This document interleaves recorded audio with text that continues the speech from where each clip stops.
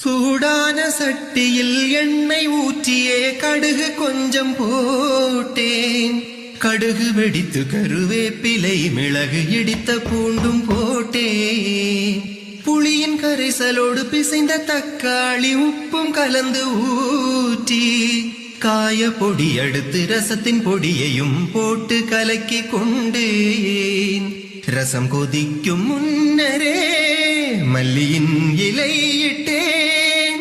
அடுப்பிலே இருந்துதான் இறக்கியே வைத்தேனே. சோறும் போட்டு ரசமும் ஊற்றி குழைத்து சாப்பிட்டேன்.